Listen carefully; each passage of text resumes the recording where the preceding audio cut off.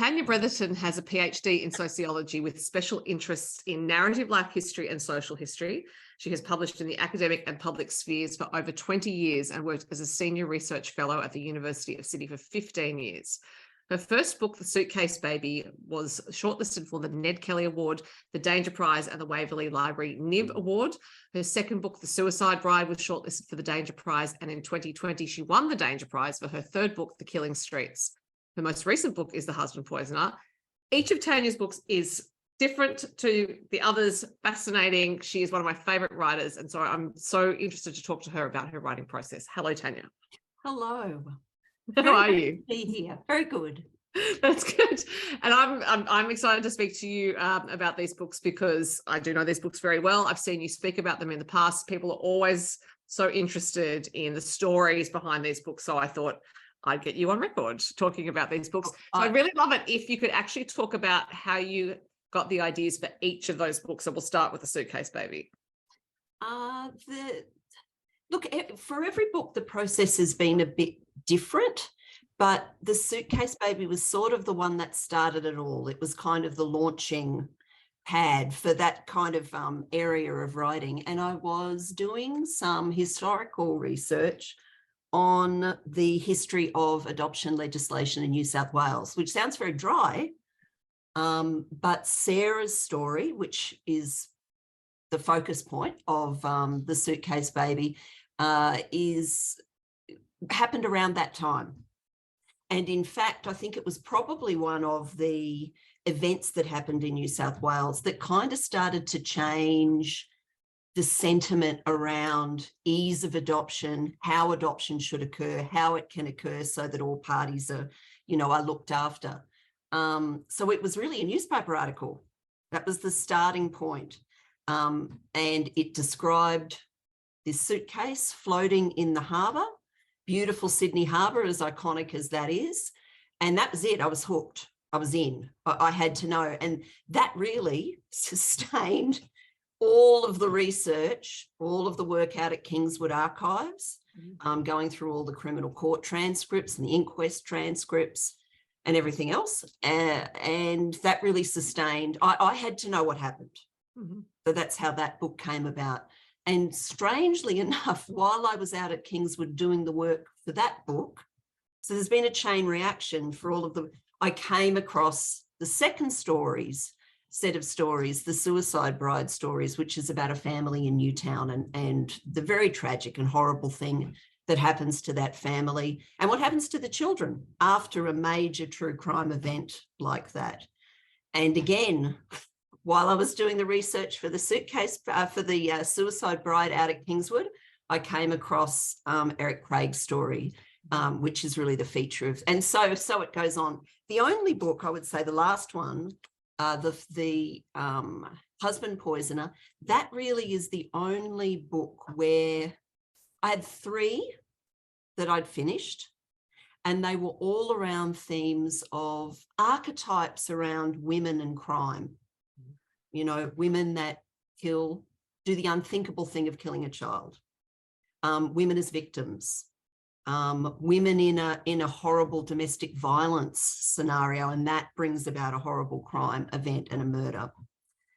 The Husband Poisoner was a little bit different because I thought I would love to do something that looks at one of the last kind of archetypes, which is around women. How do women tend to murder? They tend to poison. That's the folklore that we understand around that.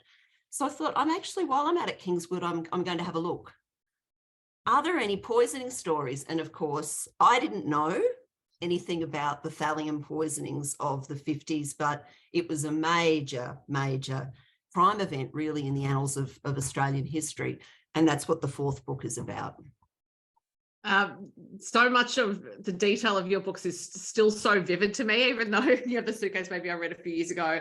But yeah, you're so good at depicting the history at the time in which those stories all take place, the people involved. But also, I really feel that you're empathetic or at least sympathetic towards a lot of the people you're depicting, even if they are the criminals. Actually, you're trying to get at the reasons why. And I think what you've described about going to the Kingswood Archive and continuing to find stories indicates that you're a naturally curious person. And I suppose your field of study in sociology would suggest that as well. Oh, absolutely. And it's history written by a sociologist. So that's always going to be part biography, part social history. And to me, I just think that is a magic blend, because nothing brings history to life than seeing it through the eyes of the people that lived it. And that's what I sort of try to do it and write it in an accessible way so that people can pick it up and just read it. I've always wanted to open up history more broadly so that it's not this thing that's an exclusive. There's a lot of snobbery in history, you know, I've got to say, certainly in academic history, and history is for everyone. You only need to look at the success of Trove. We all have these incredibly rich and beautiful histories to explore, and the books are about that. Yeah. One detail I remember from your research for the Suitcase Baby that I remember you saying in a talk was that when you found out about this dead baby in a suitcase in the harbour, washed up on a beach, so you've discovered there were other babies that had been put into the harbour, and you wondered if maybe at that time in history babies were not valued. And then you went looking in the classified sections of newspapers, the lost and found sections, and discovered that there were actually quite a few memento mori of dead babies that that had been lost, and people were trying to find them. So you deduced that babies were valued at that point, so something else was going on. Yes, absolutely. And that's the thing. That's what I love about it. I like to think that is in the field of true crime, my books are a little bit unique in the sense that you pretty much know what happens. There are twists and turns, but the true crime event and the capture of the person often happens quite early on. You kind of know, well, I know who did it. It's more about what spins out of that. And a lot of them are trauma stories, let's face it, that there's intergenerational trauma in many of my books. And there's an exploration of that I just feel like it's a very topical thing right now. We've got a whole conversation around trauma. And the books are a wonderful way to explore that. So researching in the Kingswood Archives sounds like it's, it could be quite a dry experience in and of itself. You're fossicking through old files. It's a very extensive archive. But I can imagine that for you, given how you connect with the stories you're writing about, it would be quite an emotional experience going through all of these papers and records of people that you'll never know, but about whom you're planning to write. Well, I actually, absolutely. And the experience of doing that research and the emotional reaction I have when I'm with the material, the waxy paper, the rusted nails, for the Suicide Bride, and I'll never forget it. They have a lot of the paper documentation because it was such a complex, it was the exploration of a murder-suicide. So they retained a lot of the paper documents to try to work out what the F actually happened. And in that stack of one of those folders at Kingswood is in fact the pawn ticket that was in the pocket of the man who died at the beginning of the book, as he bled to death, which I know is an incredibly dark place to go, but it is there. And it has the streak. And so I use that experience. It's sort of the metric for whether or not I think it's going to work. So I've cried at the archive. I've gasped. I've felt the shock of a discovery. I go, okay, I'm on to something here. If you feel it, if it's a visceral thing, you know you're on to something. Yeah. And with that book in particular, one of the children of the dead couple has followed you around a little bit. He sort of, it's almost like he was reaching across time and from beyond the grave to guide you to tell the story. Yeah, I have a really strange relationship with that book. I think because I got to meet so many of the descendants. They didn't know the story. They knew aspects of it, but for them to see it all knitted together It was, I hope it was healing for them. I think it was, even though it's an incredibly hard thing to read because it's got everything. It's got horrible violence, mental illness. It's you couldn't start a book with a more tragic event. So there's children basically just cast into the orphanage system in Edwardian Sydney, and you can only imagine, you know, what that's like. But yeah, it has been a wonderful thing connecting with the family, and I've maintained relationships with many of them. Yeah. Now, you, as we've talked about, you work through extensive research to write a story that reads so well. And it's almost like when you talk about the emotional reaction to the material, but reading your books makes me think that it's almost like you absorb the research by osmosis or something and then turn it into something else. You know, as you're writing the story, it's not like it feels like it's clunky or research heavy. So I'm wondering how you decide what your starting point is for telling a story. Is it to do with the emotional reaction to some of the material you found? Yeah, absolutely. It always has to start with the emotion. And then you know how they talk about plotters and pantsers, you know, I think I'm sort of somewhere in between, but I'm probably more of a plotter in the sense that I think it's the background of being a researcher, accumulate massive jigsaw puzzles of characters. Right. So there's all of these component parts that are then slowly fitted together. And the advantage I think of probably that I've got in terms of writing of true crime, you do know certainly the trajectory or the arc of what the criminal case is. It's then about slotting in all of the personal story in around that. And it takes a long time. Yeah. Having said that, you kept a fairly stern pace releasing your books because you were doing a lot of research and writing in a fairly short space of time. But also I would imagine there's some character development work that has to happen. I mean, you are writing about real people, but you're also creating stories about them that are full of the details of their real lives that you have gleaned through this research. So I'm wondering if there's any kind of, you've talked about the plotting part of it, but any kind of exercise you may do to develop those characters so they appear as they are on the page, because they are really vivid on the page. Well, part of it is that I always try. There have been occasions where I haven't, and I hope I've sort of been overt about, you know, declaring that, is that the transcripts that we've got at Kingswood, if there's any kind of criminal case about something, Supreme Court transcripts, there's a lot of dialogue. We have a lot of dialogue, and we can kind of buttress that a bit with newspaper articles, and sometimes even with inquests, there might be letters, or they are rich source documents. But the dialogue leads you to where the person, okay, who is this actual person? I've met someone that's like that, even though it's 100 years later. So it does become a weird merging of the silhouette of the person is there. You've got to fill in the details. But the dialogue is actually really important. And most of my books, where there's dialogue, I might change a little bit about, I might write a scene where it's written in a room with blue walls. Well, we don't know that the walls were blue. I'm making an assumption based on the type of house, which I've probably spent 3 days researching to see what they tended to paint the interiors of. So that stuff is padding, but the dialogue, that's the real stuff.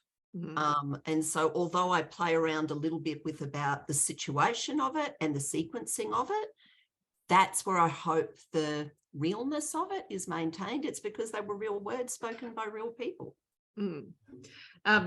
I'm not able to go to Newtown, which is a suburb in Sydney, for those who don't know it, without thinking of the details you put about what it was like at the time of the deaths in the suicide bride. It was, you know, shops open at 10 o'clock at night. There was this whole different suburb of industry and buzziness, and basically it was like a 24-hour place, yes, which later would be changed by legislation so that shops had to close early and everything. But it just never occurred to me that things might have been like that in Edwardian times. No, that's right. And animal carcasses hanging, airing, on the basically the footpath, because of the way that buildings were designed, and there were certain circumstances where that was the best thing to do. And terraces where the bodies were laid out in funeral parlours operated in shared households with families, boot makers and glass makers, and it's an incredible part of Sydney's history, just so fascinating. Is your sense of the world changed by doing this work and writing these books, in that does it feel like all the past is with us all the time in a way? Like there are just layers of the past all around us if we choose to look for them, and that I suppose the people who have gone already are still with us in some ways, almost like in parallel dimensions of time. It's haunting. That is the only way that I can describe it. Sorry, my dog is on the floor and he has decided that it's a really good idea to chew the bone right next to me. I hear it at all. No, buddy. Often dogs make cameo appearances in interviews I do, and I'd never ever mind. I've got 2 blue heelers and they're lovely, but they're nuts. But yeah, it is. And I think it's one of the beautiful things about living in Sydney is there are old buildings. There is a history just waiting for people to discover it. And I can't go to Belmore Park near Central Station without thinking of babies wrapped in newspapers and left on park benches. I can't go to the harbour really without just that thought will float through. And I can't go to Redfern Station without thinking of the same thing, because you mentioned that in the Suitcase Baby. Yeah. Oh, it's there. It's real. It's still, I don't know, there's an echo of it somehow. I feel it. Mm-hmm. Yeah. Now your books are, as you said, they're history, they're true crime, they're sociology. They're also stories of women who might never otherwise have had their stories told. Wondering, when it came to writing your first book, if there were, or even the other books, if there are any writers who have influenced you in terms of either the sorts of stories you're telling or the style in which you tell them. Yeah, I think specifically, I think there was a point, I think. I read Helen Garner's Consolation of Joe Cinque. And when I read that, I thought, it is possible to write true crime that is elevated and is deeply driven, also driven by the engine of a really personal narrative. Now, I didn't include myself in the story, which I know some true crime writers do when you see it through their eyes. But there was something about the way those two things united that I thought, and she did it in Australia. And then she did it again with a book called House of Grief, which of course came later. But yeah, I think that did influence me because I thought it can be done. Now, when you write, you've talked about you plotting a little bit, but I'm wondering if you have a standard writing process in terms of lucky coffee mug or a place you write in, or is it really just because you're doing other things, you have to fit that writing in wherever you can? Yeah, I'm pretty random about it, I must admit. The time I write, I think, is pretty steady in the sense that I was someone that studied and worked and raised kids all together. So I did my PhD with 2 small kids while also working. So the habit that I built up to try and kind of get that done, the academic work done, was that I would always rise really early in the morning because that was the quietest time in the house where I could get that stuff done. And that habit really, it's sort of stuck with me, and I wake brighter, switched on. So in terms of the timing, that's when I tend to do it. But the solid place where it happens, I do it in cars, I do it on public transport. I'm one of these people that always has a notebook with me, or I'm typing something into my phone. It's never not with me. And it's always on the back burner, even if I'm doing something else. The work on the books is always churning around in there. Have you ever hit a roadblock with a manuscript? Not necessarily a writer's block, but a roadblock. Do you know what's weird? I actually don't think I have. I think because I tend to obsess. And so I obsess and I will overwrite and have to pull back. My problem's never been underwriting and not being able to. So I'm one of these people that draft edit. It's insane. That's all right. I mean, no, it's your process. All right. But yeah, I can't say I've ever had sort of writer's block or a roadblock. I don't think. Mm-hmm.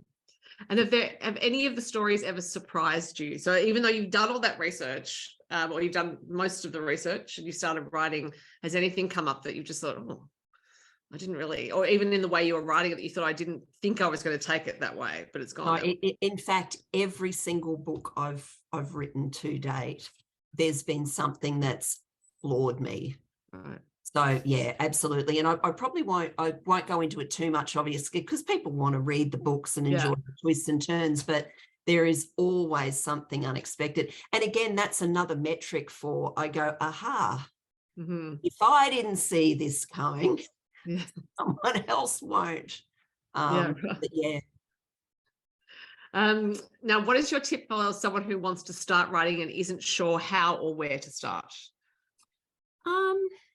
Look, I once read an interview with that Stephen King gave, and he gave the advice, you know, if you want to start writing and you don't read, and I think he's probably right, because however different the direction you might envisage for yourself as a writer, you have to know about the craft.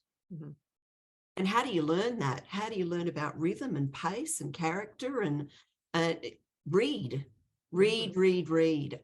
Because if nothing else, it's just going to broaden your knowledge so that you'll understand when you're ready to go, you'll know where you fit in that landscape.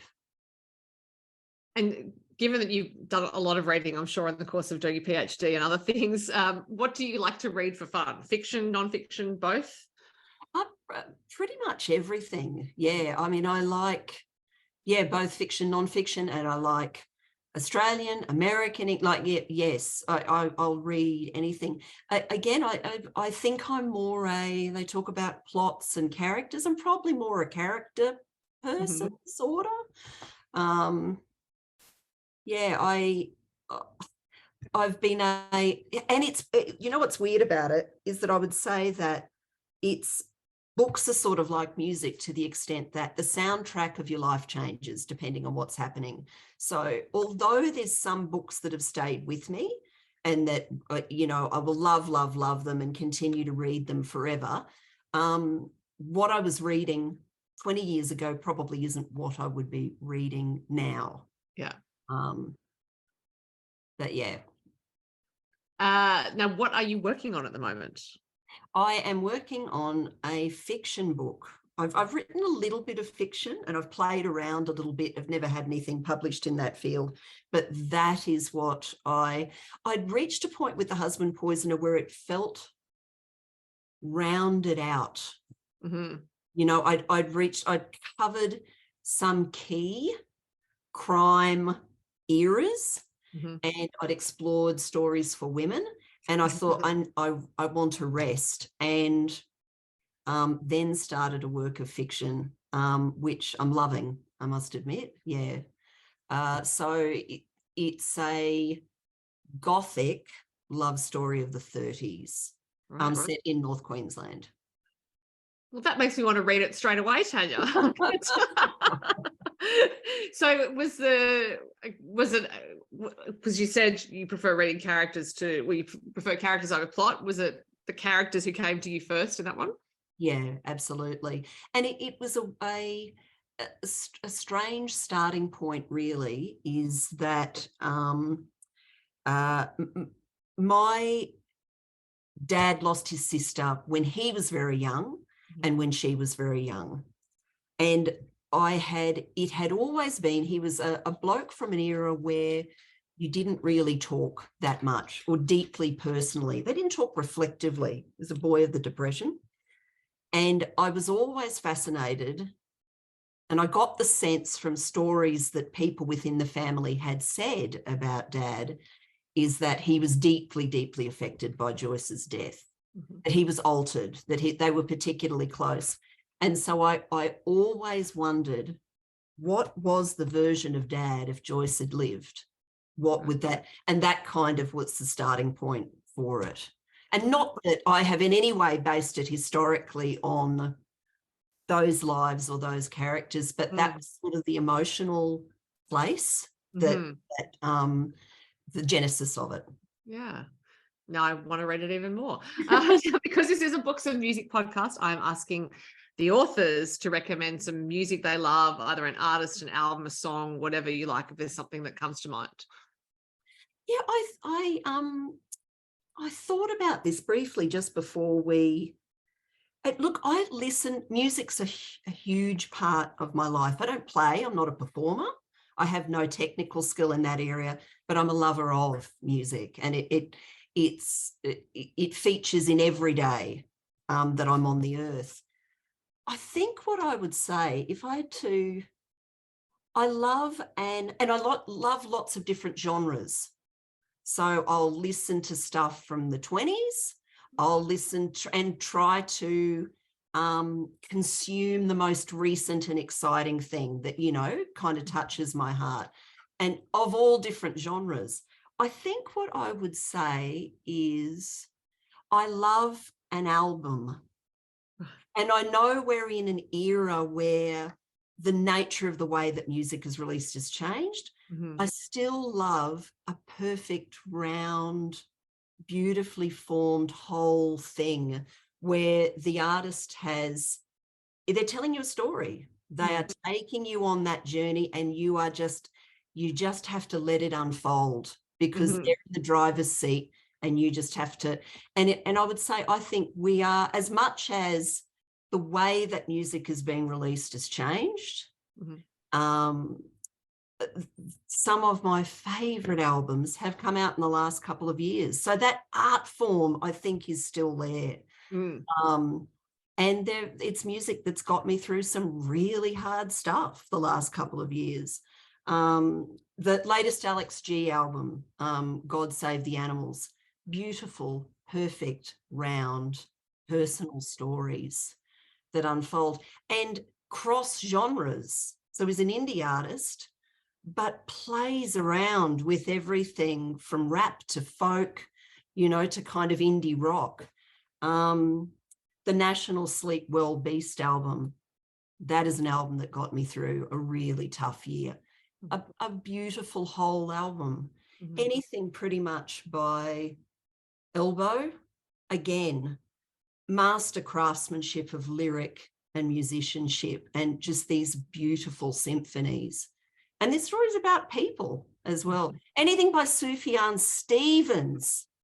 I can't. Carrie and Lowell from a few years ago, it is seen as being the definitive work on early childhood trauma and loss.